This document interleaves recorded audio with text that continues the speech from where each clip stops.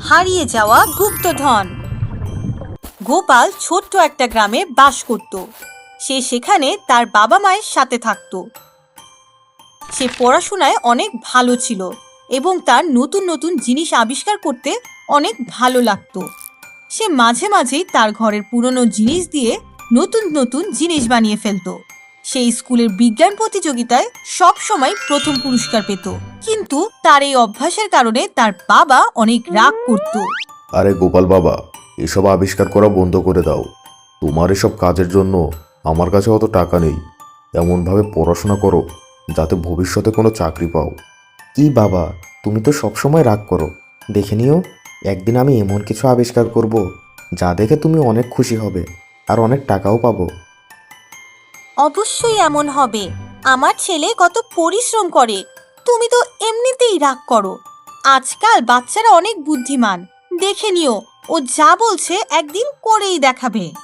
একদিন গোপাল যখন তার স্কুল থেকে ফিরে আসছিল, তখন সে দেখতে পায় গ্রামের পুকুরের পাশে অনেক মানুষ দাঁড়িয়ে আছে। গোপাল কাছে গিয়ে সেখানে সরকারি লোক ও অনেক গাড়ি দেখতে পায় এবং তারা প্রত্নতান্ত্রিক বিভাগ থেকে এসেছে। তারা এখানে পুকুরের নিচে থাকা পুরনো দালানের ব্যাপারে খোঁজাখুঁজি করতে এসেছে। সবাই বলে সেটাতে নাকি অনেক গুপ্তধন লুকিয়ে আছে। গোপাল বাড়িতে গিয়ে তার মাকে এই ব্যাপারে জিজ্ঞেস করে। মা, এটা কি সত্যি যে আমাদের গ্রামে পুকুরের নিচে পুরনো দালানের গুপ্তধন লুকানো আছে? হ্যাঁ বাবা, আমিও বড়দের থেকে এমনটাই শুনেছি, কিন্তু কখনো দেখিনি। মা, তুমি দেখে নিও, এই গুপ্তধন একদিন আমিই খুঁজে বের করব। এই কথা শুনে তার বাবা হাসতে হাসতে বলে, যে কাজ এত বড় বড় অফিসার করতে পারলো না, সেই কাজ তুমিই করবে। আচ্ছা, চেষ্টা করে দেখো। গোপাল অনেক চেষ্টা করে গুপ্তধন খোঁজার অন্য কোনো উপায় বের করতে থাকে এবং একদিন সে এমন একটা মেশিন বানিয়ে ফেলে যেটা পানি এবং মাটির নিচে লুকিয়ে থাকা গুপ্তধনের সন্ধান দিতে পারে। সে তার মেশিন নিয়ে পুকুরের আশেপাশে খুঁজতে শুরু করে। তখনই এক স্থানে গিয়ে তার মেশিন শব্দ শুরু করে। তার মেশিনের শব্দ শুনে সে খুশি হয়ে বাড়িতে ফিরে আসে এবং সে সব কথা তার মাকে খুলে বলে। তার মা গোপালকে নিয়ে গ্রামের প্রধানের কাছে যায়। তাদের কথা শুনে গ্রামের প্রধান বলে, বাবা গোপাল, তোমার এই কথা সত্যি হলে তো আমাদের গ্রামের ভাগ্যই পাল্টে যাবে। গ্রামের সবাই মিলে পুকুরের নিচে খুঁড়তে শুরু করে এবং বেশ কিছু দূর খোদাই করার পর তারা দালানের খোঁজ পায়। গুপ্তধন আর দালান খুঁজে পাওয়ার পর গ্রামের প্রত্নতন্ত্র বিভাগের লোককে খবর দেয়া হয়। সরকার দালান থেকে পাওয়া গুপ্তধন নিয়ে নেয়, কিন্তু তারা গ্রামের উন্নয়নের জন্য অনেক টাকাও দেয় এবং এর সাথে গোপাল আর তার পরিবারকে অনেক পুরস্কার দেয়া হয়। পুরস্কার পাওয়ার পর গোপাল খুশি হয়ে তার বাবাকে বলে, দেখেছো বাবা, আমি আগেই বলেছিলাম যে টাকাও পাবো আর তোমাদের নামও উজ্জ্বল করব। হ্যাঁ বাবা, আজকে আমি অনেক খুশি। তুমি আমাকে ভুল প্রমাণ করেছো। এভাবেই পড়াশোনা করো আর জীবনে অনেক বড় হও। লৌকিক গোলা বিক্রেতা। রাম ও শ্যাম দুই ভাই ছিল। তারা দুজন একই বাড়িতে থাকতো। বড় ভাই রামের একটি গোলার দোকান ছিল। সে এক স্কুলের সামনে তার দোকান দিয়েছিল এবং একদম সৎভাবে ব্যবসা করত। অন্যদিকে শ্যাম কোনো কাজ করতো না, কিন্তু যে কোনো ভাবে টাকা উপার্জন করে নিত। সে চালাকি করে টাকা উপার্জন করতে পছন্দ করত। শোনো শ্যাম, এইভাবে ঘুরে বেড়ানো ঠিক না। সততার সাথে কোনো কাজ করো, তাহলেই তুমি সফল হতে পারবে। আরে ভাইয়া, তুমি শুধু সারাদিন সততার ভাষণ দাও। কি পেয়েছো কি তুমি সততার সাথে ব্যবসা করে? কিন্তু আমাকে দেখো, ইচ্ছে করলেই চুটকি মেরে উপার্জন করতে পারি। অনেক অনেক টাকা আছে আমার। এভাবে তো তুই অনেক টাকা উপার্জন করতে পারবি, কিন্তু তুই কখনো খুশি থাকতে পারবি না ভাই। এ কথা বলেই সে তার দোকানের কাছে যায়। তখনই স্কুল ছুটি হয় আর অনেক ছেলে মেয়েরা গোলা কিনতে তার দোকানে আসে। ভাইয়া ভাইয়া, আমাকে লাল গোলা দিন। আমাকে হলুদটা দিন। ভাইয়া, আমাকে কালো গোলা দিন। হ্যাঁ হ্যাঁ, দিচ্ছি দিচ্ছি, তোমরা যা চাইবে তাই দেব। রাম বেশিরভাগ সময় গোলা বানানোর জন্য ভালো কোয়ালিটির জুস কিনতো, কখনোই খারাপ কোয়ালিটির জুস কিনতো না। তাই তার গোলা অনেক স্বাস্থ্যকর ছিল। কিন্তু একদিন হঠাৎ তার কাছে একটি কল আসে। তার মা অনেক অসুস্থ ছিল, তাই সে সব কাজ তার ছোট ভাইকে দিয়ে গ্রামে যাওয়ার কথা ভাবে। শ্যাম শোন, মা একটু অসুস্থ হয়ে পড়েছে, তাই আমি গ্রামে যাচ্ছি। তুই আমার দোকান দেখিস, নয়তো আবার ব্যবসা বন্ধ হয়ে যাবে। আর হ্যাঁ, আরেকটা কথা, যদি গোলার জুস শেষ হয়ে যায় তাহলে সব সময় ভালো কোয়ালিটির জুস কিনবি। মার্কেটে অনেক কম দামি জিনিসও পাওয়া যায়, কিন্তু সেগুলোতে কেমিক্যাল থাকে, এতে বাচ্চারাও অসুস্থ হয়ে যেতে পারে। ঠিক আছে? আরে আচ্ছা ভাই, তুমি মায়ের খেয়াল রেখো, আমি দোকান সামলে নেব। এভাবেই শ্যাম দোকান চালাতে থাকে। কিন্তু যখন জুস শেষ হয়ে যায়, সে বাজারে গিয়ে কম দামি জুস কিনে আনে। আরে কম দামে জুস কিনলেই তো আমার অনেক লাভ হবে। আমার ভাই একদম বোকা। এ কথা ভেবে সে কেমিক্যাল মিশ্রিত জুস কম দামে নিয়ে আসে এবং সেগুলো দিয়ে দোকানে গোলা বিক্রি করতে শুরু করে। অনেক বাচ্চা এসে গোলা খেতে থাকে, কিন্তু পরদিন কেউ আসে না। যখন স্কুল ছুটি হয় তখন একটি মেয়ে আসে এবং শ্যাম তাকে জিজ্ঞেস করে, এই মেয়ে, তোমার বন্ধুরা কোথায়? কাউকে দেখতে পাচ্ছি না কেন? গতকাল যারা আপনার থেকে গোলা খেয়েছিল সবাই অসুস্থ হয়ে পড়েছে, সবাই হাসপাতালে ভর্তি হয়েছে, সবাই এখন আপনার উপর অনেক রাগ করেছে। তখন স্কুলের প্রিন্সিপাল এবং কিছু লোক এসে শ্যামকে কেমিক্যাল মিশানো গোলা খাওয়ানোর জন্য অনেক মারধর করে। এরপর শ্যাম ভুল বুঝতে পেরে ক্ষমা চায়। এভাবেই লোভী ব্যবসায়ী শ্যাম উচিত শিক্ষা পায়। এক গ্রামে মানি নামের এক ছেলে তার মায়ের সাথে বাস করত। তার বাবা মারা গিয়েছিল। তারা অনেক গরিব ছিল। তারা গ্রামের পাশে একটি ছোট্ট কুঁড়ে ঘরে থাকত। মানির মা লোকজনদের কাপড় সেলাই করে নিজের সংসার চালাতো। মানি পড়াশোনায় অনেক ভালো ছিল, কিন্তু বাবা মারা যাবার পর তার পড়াশোনা বাদ দিয়ে দিতে হয়। একদিন মানি তার মাকে বলে, মা, গ্রামের বাইরে যে মেলা হচ্ছে, আমি কি সেখানে ঘুরে আসবো? আমি কিছুই কিনবো না, শুধু ঘুরেই চলে আসবো। মানির কথা শুনে তার মা উঠে ভেতরে যায় এবং সিন্দুক থেকে 5টি পয়সা বের করে মানিকে দেয়। এই 5টি পয়সা রাখো বাবা, মেলায় যা পছন্দ হবে কিনে নিস। আর হ্যাঁ, আমি যে তোর জন্য নতুন শার্ট বানিয়েছি সেটা পরে যাস। মানি অনেক খুশি হয়ে তার রঙিন শার্ট পরে মেলায় ঘুরতে চলে যায়।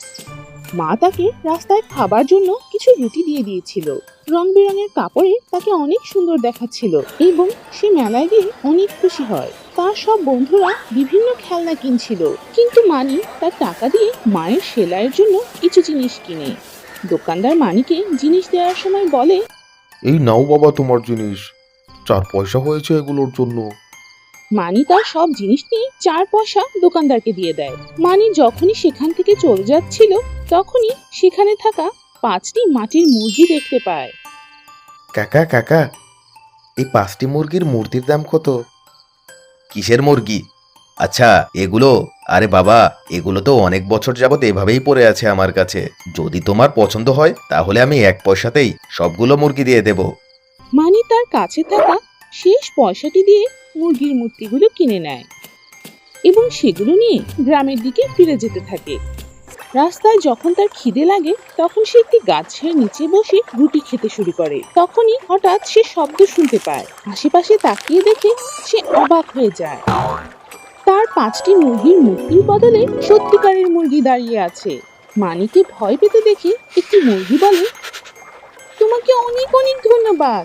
আমরা 5 জন জাদুর মুরগি অভিশাপের কারণে মাটির হয়ে গিয়েছিলাম, কিন্তু তুমি অনেক সৎ ছেলে হবার কারণে আমরা আবার আগের মতো হয়ে গিয়েছি।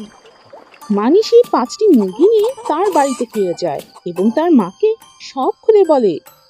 মানি এবং তার মা সেই মুরগিগুলোর অনেক যত্ন নেয়। একদিন 5টি মুরগি একসাথে মানি ও তার মায়ের কাছে আসে। তাদের মাঝে একটি মুরগি মানিকে বলে, মানি, তুমি আর তোমার মা আমাদের অনেক যত্ন নিয়েছো। আমাদের যাবার সময় হয়ে গেছে, কিন্তু যাবার আগে আমরা তোমাকে কিছু দিয়ে যেতে চাই। মুরগি একথা বলতেই মানির কুঁড়ে ঘর একটি বিল্ডিং হয়ে যায় এবং তার ঘরের বাইরে বিভিন্ন পশু পাখি দাঁড়িয়েছিল এবং তাদের একটি ঘর সোনা, টাকা আর হীরায় পূর্ণ ছিল। মানি এবং তার মা হাত জোর করে মুরগিগুলোকে ধন্যবাদ জানায়। তারা ধন্যবাদ দিতেই মুরগিগুলো উধাও হয়ে যায়। মানির মা সেই টাকা দিয়ে মানিকে একটি ভালো স্কুলে ভর্তি করায়। এরপর মানি এবং তার মা সুখে দিন কাটাতে থাকে। জাদুর টাকার টিভি। এক গ্রামে মুকুল নামের এক ইলেকট্রিশিয়ান থাকতো। সে তার মা কমলা এবং স্ত্রী রানীর সাথে বাস করত। সে অনেক ভালোভাবে টিভি, ব্লেন্ডার, ওয়াশিং মেশিন সবকিছু ঠিক করতে পারত। বাজারে তার একটি দোকানও ছিল। এভাবেই তার সংসার চলত। কিন্তু তার একটি চিন্তা ছিল, তার মা এবং স্ত্রী সব সময় ঝগড়া করত। সারা দিন তারা তর্ক করতেই থাকতো। আরে মুকুল, সামলা তোর স্ত্রীকে। 3 জনের জন্য খাবার রান্না করতে কয় ঘন্টা লাগে রে? তোর স্ত্রী আসলে একটা কাজ চোর। আরে মা, আপনি তো কোনো কাজ করেন না, সারাদিন তো খান আর ঘুমান, কাজের বোঝেনটা কি? দেখেছিস তুই, তোর সামনে কি সব বলে যাচ্ছে আর তুই কিছুই বলছিস না। এই অপদার্থ ছেলে আমার কপাল পুড়িয়ে দিল। এসব শুনে মুকুল সেখান থেকে তার দোকানে চলে যায় এবং একটি টিভি ঠিক করতে শুরু করে। যখন সে টিভি ঠিক করার জন্য খুলে ফেলে, তখন হঠাৎ এক দেবী সেখানে আসে। মুকুল অবাক হয়ে যায়। হে বৎস, তুমি এই টিভি খুলে আমাকে মুক্ত করে দিয়েছো। বলো তুমি কি চাও, যা ইচ্ছে চাও। ও দেবী, আমি তো নিজের চোখকেই বিশ্বাস করতে পারছি না। প্রভুর দয়ায় আমার কাছে সব কিছু আছে। আমি আর কিছুই চাই না। আপনি মুক্তি পেয়েছেন, এটাই আমার জন্য অনেক। আমি আর কিছুই চাই না। আপনাকে ধন্যবাদ। আজকের সময়ে তোমার মতো মানুষ তো পাওয়াই যায় না বৎস। ঠিক আছে, তোমাকে কি দিতে হবে তা আমি জানি। এটি বলে দেবী অদৃশ্য হয়ে যায়। যখন বিকেলে মুকুল বাড়িতে ফিরে যায়, শাশুড়ি এবং বউ তখনও ঝগড়া করছিল। কিছুক্ষণ পর টিভির সামনে বসে সবাই নাটক দেখছিল। তখনই একটি হাসির ঘটনা টিভিতে আসে এবং শাশুড়ি বউ দুজনে মিলে হাসতে থাকে। আর তখনই টিভি থেকে অনেকগুলো টাকা এসে নিচে পড়ে। কিছুক্ষণ পর টাকা পড়া বন্ধ হয়ে যায়। তখন তারা দুজন অবাক হয়ে বলে, টাকা দে টিভি, ও আমার প্রিয় টিভি, আরো টাকা দে, টাকা দে, টাকা দে। কিন্তু কিছুই আসে না। কিছুক্ষণ পর আবারও একটি হাসির ঘটনা দেখানো শুরু হয়। এটি দেখে শাশুড়ি আর বউ আবার হাসতে থাকে। তখনই আবার কিছু টাকা নিচে পড়ে। তখন রানী বলে, আরে মা, আমি বুঝতে পেরেছি, যখন আমরা মন খুলে হাসি তখনই টিভি থেকে টাকা বের হচ্ছে। মনে হচ্ছে এটা কোনো জাদু। তখন মুকুল সেখানে আসে এবং সকালে সেই দেবীর কথা তাদের খুলে বলে। মা, রানী, আমার কথা মন দিয়ে শোনো। সকালে এক দেবী আমার ওপর আশীর্বাদ করেছেন, যদি তোমরা দুজন মিলেমিশে থাকো তবে আমরা কোটিপতি হতে পারবো। তখন থেকে শাশুড়ি এবং বউ ঝগড়া ছাড়াই হাসি খুশি দিন কাটায়। তারাপুর নামের এক গ্রামে রূপেশ নামের এক যুবক ছিল। সে কিছুদিন আগেই পশু পাখিদের উপর পড়াশোনা করে গ্রামে ফিরে আসে। সে তার বাড়িতে একটি পশু পাখির হাসপাতাল খোলার কথা ভাবে। একদিন এক লোক তার কাছে একটি মহিষ নিয়ে আসে। রূপেশ মশাই, আমার মহিষটা একটু দেখুন তো। ও গত 2 দিন যাবত দুধ দিচ্ছে না। কোনো ওষুধ থাকলে দিয়ে দিন। আচ্ছা, আমি দেখছি। রূপেশ মহিষের কাছে গিয়ে ভালোভাবে সবকিছু দেখতে থাকে। কিছুক্ষণ পর সে বলে, আরে ভাই, আমার তো মনে হচ্ছে তোমার মহিষ একদম ঠিক আছে। গতকাল আর পরশুও দুধ দিয়েছিল, খাবারও তো ঠিকভাবেই খাচ্ছে, ওর কিছুই হয়নি। আরে কিসের ডাক্তার হয়েছিস তুই? যদি চিকিৎসা না করতে পারিস তাহলে বলে দে, আমার ভুল হয়েছে তোর কাছে আমার মহিষ নিয়ে এসে। তখন হঠাৎ রূপেশ মহিষের আওয়াজ শুনতে পায় এবং তার ভাষা বুঝতে পারে। আপনি একদম ঠিক বলছেন ডাক্তার সাহেব, আমি একদম ঠিক আছি। ওনার স্ত্রী ওনাকে না জানিয়ে আমার সব দুধ লুকিয়ে লুকিয়ে বাজারে বিক্রি করে দিয়েছে। উনি তো এটা জানেনই না। তখন রূপেশ বলে, আরে ও ভাই, আমি এখনই আপনার মহিষের কথা শুনেছি। ও একদম সুস্থ আছে। সব ভুল তোমার স্ত্রীর। সে সব দুধ তোমাকে না বলেই বিক্রি করে দিয়েছে। আরে যা, আমাকে পাগল ভাবিস নাকি? তুই একটা পাগল। এসেছে মহিষের কথা বুঝনেওয়ালা। কিন্তু তখনই মহিষ বুঝে ফেলে যে ডাক্তার তার কথা বুঝতে পেরেছে। সে ফিরে গিয়ে গ্রামের অন্য সব প্রাণীদের এই কথা জানিয়ে দেয়। তখনই সব প্রাণীরা যেমন ছাগল, মুরগি, গরু, কুকুর সেই ডাক্তারের কাছে আসে। তাদের দেখে তাদের মালিকেরাও সেখানে আসে। তখন একটি মুরগি বলে, ডাক্তার সাহেব, দুদিন যাবত আমার অনেক জ্বর এসেছে। আমার মালিক তো বুঝতেই পারছে না। আচ্ছা, এই নাও ওষুধ, তুমি এখনই সুস্থ হয়ে যাবে, এখন যাও। এরপর একটি ছাগল আসে, একটি গরু ও কুকুর এসে ডাক্তার সাহেবের কাছে তাদের সমস্যার কথা বলে ওষুধ নিয়ে সেখান থেকে চলে যায়। তখন গ্রামের সবাই বুঝতে পারে যে ডাক্তার রূপেশ প্রাণীদের ভাষা বুঝতে পারে। তখন গ্রামের সবাই এবং প্রধান এসে তাকে বলে, আরে ডাক্তার সাহেব, আপনি তো অলৌকিক মানুষ, প্রাণীদের কথা বুঝতে পারেন। এভাবে তো আপনি সব প্রাণীদের সমস্যার সমাধান করতে পারবেন। এজন্য আমি একটা পরিকল্পনা করেছি। কেননা আমরা মুরগির মতো ডিজাইন করে আমাদের গ্রামেই একটা পশু হাসপাতাল বানিয়ে ফেলি। এভাবে আমাদের গ্রামও অনেক বিখ্যাত হয়ে যাবে। কি বলেন আপনি? ঠিক আছে প্রধান মশাই, আপনি যা ভালো মনে করেন। তখন সবাই মিলে একটি বড় হাসপাতাল বানিয়ে ফেলে। এরপর বিভিন্ন গ্রাম থেকে লোকেরা প্রাণীদের চিকিৎসা করার জন্য রূপেশের কাছে আসতে থাকে। সোনার গুহা এবং লম্বা পাওয়ালা লক্ষ্মী মহিলা। এক গ্রামে কমল নামের এক লোক তার স্ত্রী বিমলার সাথে বাস করত। কমল অনেক পরিশ্রমী এবং সৎ লোক ছিল। সে গরিব হলেও যতটা সম্ভব লোকদের সাহায্য করত। এমন কাজের কারণে তার স্ত্রী বিমলা অনেক বিরক্ত হতো। সে সব সময় কমলকে বলতো, তুমি তো দেখছি মানবেই না, একদম গরিবের রবিনহুড হয়ে গেছো। লোকদের সাহায্য করার জন্য সব সময় প্রস্তুত থাকো। যদি তুমি এইভাবেই চলতে থাকো তাহলে কিন্তু আমি আমার বাবের বাড়ি চলে যাব বলে দিচ্ছি। তারপর একাই থেকো এখানে। আরে তুমি রাগ কেন করছো? আমার যতটা সম্ভব আমি লোকদেরকে সাহায্য করি। দেখবে একদিন প্রভুও আমাদের সাহায্য করবেন। একদিন আমাদের অবস্থা অবশ্যই পরিবর্তন হবে। আমাদের আবার দিন পাল্টাবে, জানি না সেই দিন কবে আসবে। কমলের কথা শুনে তার স্ত্রী রাগ করে সেখান থেকে চলে যায় এবং কমল তার কাজ করতে চলে যায়। কিন্তু যখন সে কাজ থেকে ফিরে আসছিল তখন সে দেখতে পায় একটি পাখি অজ্ঞান হয়ে পড়ে আছে। কমল সেটিকে পানি দেয়। পানি পান করতেই পাখি জ্ঞান ফিরে আসে, কিন্তু সেটি তখনও উঠতে পারছিল না। কমল পাখিটিকে উঠিয়ে তার বাড়ি নিয়ে যায় এবং সেটিকে খাবার দেয়। এসব দেখে তার স্ত্রী আবার রাগ করে, এবার তো দেখি বেশি বাড়াবাড়ি করছো। মানুষ তো মানুষ, এখন তো এই পশু পাখিদেরও বাড়িতে নিয়ে এসছো। কিন্তু কমল তার কথা শোনে না। সে পাখির সেবা করতেই থাকে। কিছুদিনের মধ্যেই সেই পাখি সুস্থ হয়ে যায়। সেটি আবার উঠতে শুরু করে। কিন্তু সে উড়ে চলে যাবার আগে কমল ও তার স্ত্রীর কাছে গিয়ে বলে, তোমরা আমার প্রাণ বাঁচিয়েছো, আমি তোমাদেরকে কিছু দিতে চাই, চলো আমার সাথে। এটি বলে পাখি উঠতে শুরু করে। কমল এবং তার স্ত্রী পাখির পেছন পেছন যেতে থাকে। পাখিটি উঠতে উঠতে জঙ্গলের মাঝে একটি পাহাড়ের কাছে যায়। সেই পাহাড়ে একটি গুহা ছিল। সেই গুহাটি সোনার মতো চমকাচ্ছিল। পাখি কমলকে উপরে আসার ইশারা দেয়, কিন্তু কমল এবং তার স্ত্রী সেই পাহাড়ে উঠতে পারে না। তখনই পাখি তাদের উপর দিয়ে উড়ে যায় আর তাদের পা অনেক লম্বা হয়ে যায়। এরপর তারা একদম পাহাড়ের গুহার কাছে চলে যায়। তারা দুজন অবাক হয়ে দেখে যে গুহাটি সোনা দিয়ে ভরপুর ছিল। পাখি তাদের ইশারা করে বলে যে তারা যত ইচ্ছে সোনা নিয়ে যেতে পারে। এটি দেখে কমল তার স্ত্রীকে বলে, দেখো বিমলা, আমি তোমাকে বলেছিলাম না যে প্রভু একদিন আমাদেরকে সাহায্য করবেন। আজ প্রভু আমাদের দয়া করেছেন এবং এই পাখিকে আমাদের কাছে পাঠিয়েছেন। আজ পাখির কারণে আমাদের সব সমস্যা দূর হয়ে যাবে।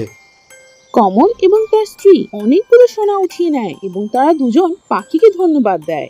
তখন হঠাৎ তাদের পা ছোট হয়ে যায় এবং তারা আবার আগের মতো হয়ে যায় এবং পাখিটি সেখান থেকে উড়ে চলে যায়।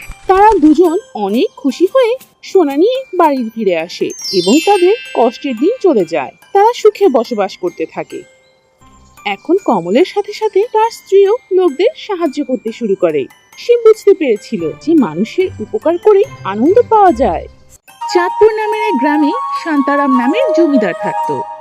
সে অনেক কৃপণ এবং রাগী ছিল। সেই গ্রামে একটি বড় পুকুরও ছিল। প্রতি বছর মাছ চাষের জন্য সেই পুকুর নিলাম করা হতো। শুধুমাত্র শান্তারামই সেটিতে অংশগ্রহণ করত। প্রতি বছরের মতো কিছু জেলে জমিদারের কাছে যায়। মহাজন মশাই, প্রতিবারের মতো আপনি যদি এবারও আমাদের 1 লাখ টাকা দেন তাহলে আমরা মাছ চাষ শুরু করতে পারি। আপনি না থাকলে আমাদের মতো জেলেদের যে কি হতো। আরে এত কথা বলো না তো ভাই, এই নাও 1 লাখ টাকা। জমিদার সেই জেলেদের 1 লক্ষ টাকা দিয়ে দেয় এবং ভালোভাবে মাছ চাষ করতে বলে। তখনই সেখানে জমিদারের স্ত্রী আসে আর বলে, এই কি গো, আপনি প্রতি বছরই ওদের 1 লাখ টাকা দিয়ে দেন। বুঝি না আপনি কি চান, এসব কাজে কেন আপনি এত টাকা নষ্ট করেন? কি পান এসব করে? আরে পাগলি, আমি তো আর পাগল না। আমি এই 1 লাখ টাকা ওই জেলেদের মাছ চাষ করার জন্য দেই, সাথে মাছের খাবার আর সার কেনার জন্য। কিন্তু বছর শেষে আমি 5 গুণ লাভ পাই। প্রতি বছর আমি মাছ বিক্রি করে 5 লাখ টাকা পাই। চাঁদপুরে শরৎ নামের এক ফার্মিং ইঞ্জিনিয়ার আসে এবং সে জেলেদের বলে, আরে এটা তো অনেক ভালো একটা পুকুর, আপনারা এটা থেকে তো অনেক ভালো উপার্জন করতে পারেন। কোথায় আর উপার্জন শরৎ ভাই? মাছ বিক্রি করে তো অনেক টাকাই পাই, কিন্তু সেটার 80% ওই শান্তারামই নিয়ে যায়। আমাদের ভাগে তো কিছুই থাকে না। আরে এটা তো অন্যায়, এটা কিভাবে হতে পারে? সে তো আপনাদের ঠকাচ্ছে। আরে শরৎ ভাই, প্রতি বছরের পুকুরের নিলামে সেই অংশগ্রহণ করে আর আমাদের 1 লাখ টাকা দেয়, আর এরপর সে 5 লাখ টাকা নিয়ে যায়। আমাকে তার কাছে নিয়ে চলুন, আমি নতুন একটা পুকুর বানিয়ে আপনাদের 3 গুণ লাভ দেব। এভাবে সবাই মিলে শরৎকে জমিদারের কাছে নিয়ে যায়। জমিদার মশাই, আপনি যেটা করছেন সেটা তো অন্যায়। আপনি এই গরিব লোকদের রক্ত চুষে খাচ্ছেন। এই বছর আমি একটা নতুন পুকুর বানিয়ে জেলেদের 3 গুণ লাভবান করব। শরৎ সেদিনই কাজে লেগে যায়। সে ট্রাক্টরে করে একটি পাম্প নদীর পাশে নিয়ে যায় এবং নদী থেকে পানি নিয়ে একটি পুকুর ভরতে থাকে। পরদিনই অনেকগুলো মাছ এনে তার পুকুরে ছেড়ে দেয়। সে মাছ চাষে শিক্ষিত হবার কারণে কম দামে বিভিন্ন ধরনের খাবার এবং সার পুকুরে দিতে থাকে এবং এভাবে সেই বছর শরৎ পুকুর থেকে 10 গুণ লাভ করে।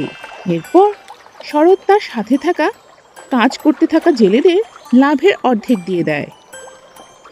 তুমি তো আমাদের ভাগ্যই খুলে দিলে শরৎ ভাই। একটা ট্রাক্টর আর পাম্প দিয়ে নতুন একটা পুকুর বানিয়ে দিলে। আমাদের পাশে থাকার জন্য ধন্যবাদ শরৎ ভাই। এইসব দেখে শান্তারামের কাছে কাজ করতে যাওয়া জেলেরাও শরতের সাথে যোগ দেয়। JoJo TV. গরিবের কপাল, খনি বাঘের তাণ্ডব আর রঙিন সিংহ। অনেকদিন আগের কথা, এক জঙ্গলে নিম্ব সিংহ আর মীনা সিংহী বাস করত। তারা দুজন অনেক গরিব ছিল আর অনেক কষ্ট করে শিকার করে কোনোভাবে তারা নিজেদের দিন পার করত। একদিন মীনা সিংহী 2টি বাচ্চার জন্ম দেয়। এবার তার একটি ছেলে আর একটি মেয়ে ছিল। সে তার ছেলের নাম রাখে বিগু আর মেয়ের নাম রাখে চিক্কি। কিন্তু মেয়ে সন্তানের জন্ম হওয়ায় মিঙ্গু খুশি ছিল না। হে প্রভু, তুমি আমাকে মেয়ে কেন দিলে? আমি একে লালন পালন করতে পারবো না। আমি এক্ষুনি একে এই জঙ্গল থেকে অনেক দূরে ফেলে আসব। মিঙ্গু তার নবজাতক কন্যা চিক্কিকে জঙ্গলের বাইরে নদীর ওপারে অন্য জঙ্গলে ফেলে আসার সিদ্ধান্ত নেয়। তাই সে সেইখানে তার মেয়েকে রেখে ফিরে আসে। মিঙ্গু চলে যেতে চিক্কি জোরে জোরে কান্না করতে থাকে। তখনই এক হিংস্র বাঘ তার কান্না শুনে তাকে আক্রমণ করার কথা ভাবে। বাহ, আজ তো দারুণ মজা হবে। টাটকা তাজা ছোট্ট বাচ্চার মাংস, আজ তো দারুণ মজা হবে। বাঘ যখনই চিক্কিকে খেয়ে ফেলার জন্য এগিয়ে আসে, তখনই হঠাৎ সেখানে এক অদ্ভুত রঙিন সিংহ ছুটে আসে আর বাঘকে তার জাদুর শক্তি দিয়ে সেখান থেকে তাড়িয়ে দেয়। আরে এ তো অনেক সুন্দর একটা সিংহের বাচ্চা, একে এখানে কে ফেলে গেছে? তখন রঙিন সিংহ আরেকটি সমাধান বের করে আর সে চিক্কি সিংহীকে একটি গাভীকে দিয়ে দেয় আর বলে, তুমি কি এই বাচ্চার দেখাশোনা করবে? জানি না কে কে জঙ্গলে ফেলে গেছে। আমি একে আমার সন্তানের মতোই লালন করব। গাভী হাসি মুখে সিংহের বাচ্চাকে লালন পালন করতে রাজি হয় আর তাকে খুব যত্ন করে দেখাশোনা করে। গাভী সিংহীকে জঙ্গলে থাকতে শেখায় আর তার সাথে অনেক খেলাধুলা করে। এভাবে অনেক দিন হয়ে যায়। অন্যদিকে মিঙ্গুর ছেলে বিগুও বড় হয়ে যায়, কিন্তু সে মোটেই বুদ্ধিমান আর শক্তিশালী ছিল না। সে শুধু সারাদিন ঘুমিয়েই পার করত। তার বাবা খুব চিন্তায় ছিল। একদিন বিগুর সাথে ওই হিংস্র বাঘের লড়াই হয় আর বাঘ তাকে আক্রমণ করে বেহুশ করে ফেলে। ছোট্ট একটি হাতি এটি দেখে ফেলে আর সে গিয়ে মিঙ্গু আর মিনাকে সব কথা জানায়। হাতির কথা শুনে তারা দুজন তাদের ছেলেকে বাঁচাতে বাঘের কাছে যায়, কিন্তু বাঘ তাদেরকেও জাদু দিয়ে একটি রশি দিয়ে বেঁধে ফেলে। তখন এমন সময় চিক্কি সিংহী নদীর পাড় দিয়ে যাচ্ছিল আর এই সব তার চোখে পড়ে। চিক্কি সিংহী তাদের তিনজনকে বাঁচাতে বাঘকে আক্রমণ করে আর তাকে মেরে ফেলে। সবাই প্রাণে বেঁচে যায়। মীনা সিংহী চিক্কির মুখে তার জন্মদাগ দেখে তাকে চিনে ফেলে আর বলে, মা, আমি তোমার মা, এসে তোমার বাবা তোমাকে বোঝা মনে করে ছোটবেলায় অন্য জঙ্গলে ফেলে এসেছিল মা।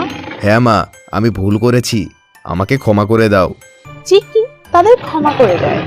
সবাই আবার একসাথে থাকতে শুরু করে। গরিব জেলে জাদুর মতি। অনেকদিন আগের কথা, এক গ্রামে সোহান নামের এক জেলে বাস করত। সে তার ছেলে মুন্নু আর তার স্ত্রী সোনিয়ার সাথে ছোট্ট একটি ভাঙা ঘরে থাকতো। প্রতিদিন সকালে সোহান নদীতে মাছ ধরতে যেত আর সেগুলো সে বাজারে নিয়ে বিক্রি করত। মুন্না তার বাবার থেকে একদম আলাদা ছিল। সে প্রতিদিন সকালে খাবার খেয়ে খেলা করতে বাড়ি থেকে বেরিয়ে যেত আর রাতে দেরি করে বাড়ি ফিরত। একদিন সোহান মুন্নুকে বলে, বাবা, তুমি তো এখন বড় হয়ে গেছো, কাল থেকে তুমি আমার সাথে নদীতে মাছ ধরতে চলো। তুমি সাহায্য করলে অনেক বেশি মাছ ধরতে পারবো। আরে না বাবা, আমি আপনাকে কাল সাহায্য করতে পারবো না। কাল আমার অনেক কাজ আছে আর একটা অনুষ্ঠানেও যেতে হবে আমাকে। কিন্তু বাবা, আর কতদিন এভাবে মেহনত করে যাব, আর এভাবে কতদিন টাকা উপার্জন করব? এখন তো তোমার এই পরিবার সামলানোর সময় হয়ে গেছে, এসব তোমাকেই করতে হবে বাবা। মুন্নু তার বাবার কথা না শুনে বাইরে চলে যায়। পরদিন মুন্নু ঘুরে বেড়ানোর সময় পাশেই ঝলমল করতে থাকা কিছু একটা দেখতে পায়। সে কাছে গিয়ে দেখে যে এটি একটি কাচের বক্স। সেই কাচের বক্সের মধ্যে অনেক মতি ছিল। মুন্নু যেই সেই বক্সটি তুলতে যায়, কে আমাকে হাসিল করতে এসেছে? তোমার নাম কি? কোথা থেকে এসেছো? আমার নাম তো মুন্নু। আমার সাথে কি বক্সের ভেতরের মতি কথা বলছো? আমি কি তোমাকে নিতে পারি? হ্যাঁ, আমি এই কাচের বক্সে বন্দি মতি। আমাকে পেতে হলে তোমাকে লোভী না, সৎ হতে হবে, আর তোমাকে পরিবর্তন করতে হবে। কিন্তু আমি তো সৎ, আর আমি আমার সব বন্ধুদেরকেও সাহায্য করি। কিন্তু তুমি কি তোমার বাবাকে সাহায্য করো? তুমি তোমার নিজের সাথে সৎ হও। মুন্নু কিছুক্ষণ ভাবতে থাকে। তারপর মতি আবারও বলে, কিছু সময়ের জন্য ওই সব জিনিস তুমি করার চেষ্টা করো যেগুলো তুমি তোমার আলসেমির জন্য করো না।